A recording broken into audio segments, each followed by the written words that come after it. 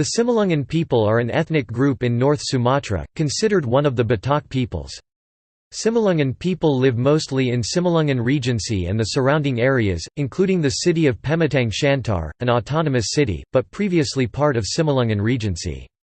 The region of Simalungun is Junior Sarigi. The Simalungun live in the Eastern Batak lands, bordering the lands of the Batak Toba to the south and west, and the Batak Karo to the north. The Simalungun are considered to have more in common with their Karo than Toba neighbors, both groups having migrated from Toba and Pakpak in order to participate in trade. The Simalungun language is still spoken by many Simalungun people, in addition to Indonesian. Traditional Simalungun life.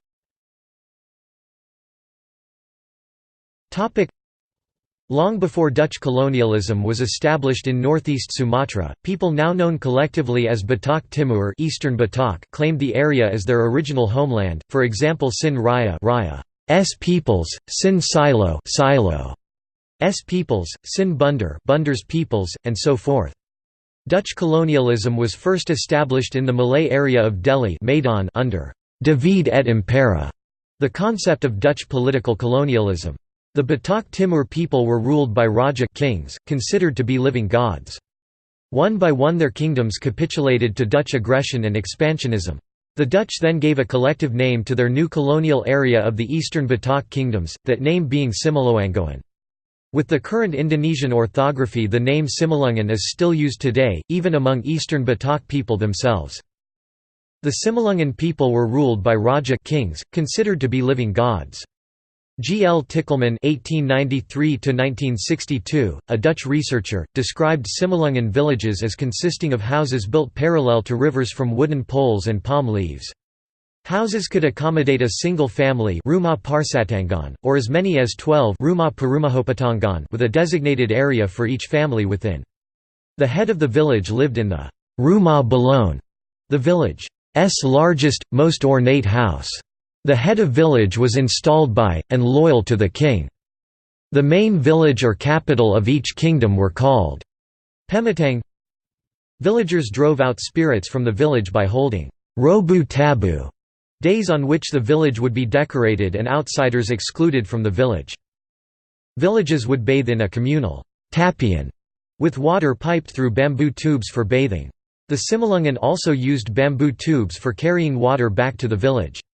Religious ceremonies would often be held near the tapian parsihili, were statues used to take an illness away from a person, while pasiarhan were statues used for communing with the dead. Although villagers would support victims of house fires, it was considered unlucky to offer them shelter for fear of further fires, and instead a new house would be constructed communally as soon as possible. It was considered inappropriate to bargain with family members, so an intermediary would be used when purchasing items from family. Courtship was arranged in the marketplace using a betel nut. Girls wishing to avoid attention would give the nut to an old man, who would look after her during market day, or would wear a hiou, to suggest unavailability. The pounding of rice was an important activity, and the communal losung, or rice block, was used for this activity, with a hole allocated for each family to use. A new losung would be cut from a tree trunk, and on an auspicious day decorated with flowers and transported into the village accompanied by music. A boy and girl dressed in ceremonial clothes would invest the new rice block by throwing rice over it, and the villagers would sing songs. The birth of a child was an auspicious occasion, and the dukan midwife, witch doctor was appointed to drive off spirits, and to cut the umbilical cord with a bamboo knife. The newborn baby would be swaddled and daubed with rice chewed by the dukan prior to the mother commencing breastfeeding. The placenta would be buried under the house, and for 7 nights a fire would be maintained to drive off spirits. On the 7th day the child would be brought to the tapian. If the date of birth was an auspicious one, this would be done using by the mother a new hiou, a ragi idup or ragi pane, but if the date was a bad one, the baby would be carefully brought by all the women of the village, who would set out to deceive the evil spirits in order to protect the baby. When the child was named, it would be given black, white and red bracelets for protective purposes. A well-preserved traditional Simalungun village can be seen at Pematang Purba. Simalungun people.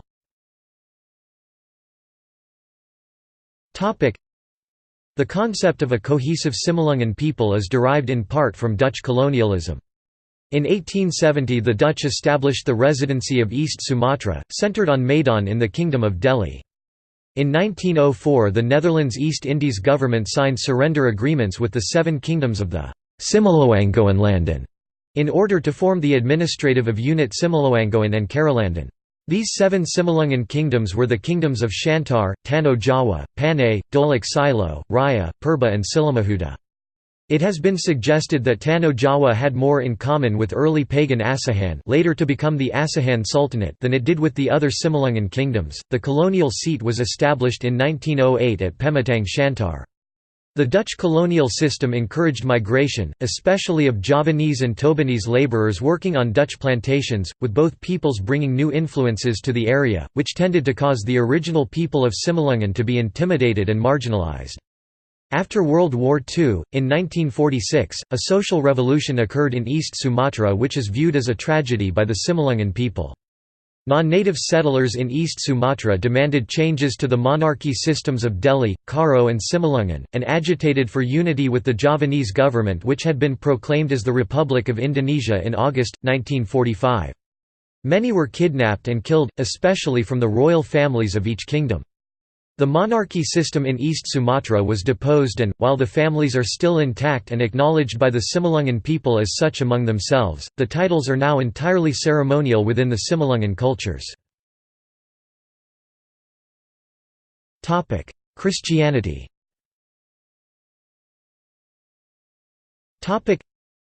August Theiss, a German missionary, arrived in Sumatra in 1902. He was subject to Ludwig Ingvar Namensson, who instructed him to head to the Simalungun region. They arrived on 2 September 1903, a day now commemorated by the Simalungun Church. Theiss opened several schools, and returned to the Netherlands in 1921.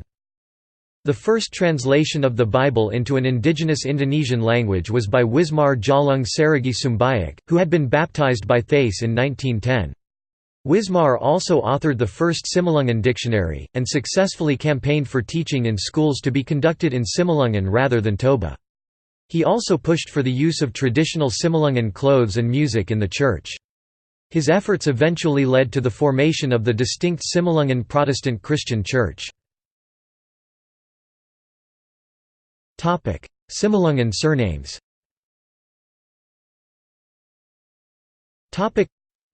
Simalungun people belong to one of 4 surnames clans. Each surname has sub-surnames, although individuals may choose to identify primarily by their surnames, rather than sub-surnames, in order to emphasize common kinship. The 4 original surnames are Saragi, Damanik, Purba, Sanaga.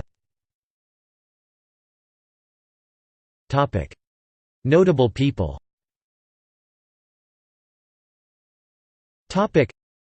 Saktiawan Sanaga, Bill Saragi, Wismar Jalung Saragi Sumbayak, Henry Saragi. References.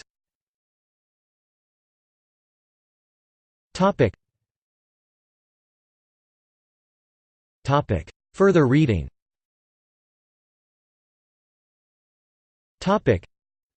Sortiman Saragi 2008, Orang Simalungun, Satama Vigora, ISBN 979-17720-0-2.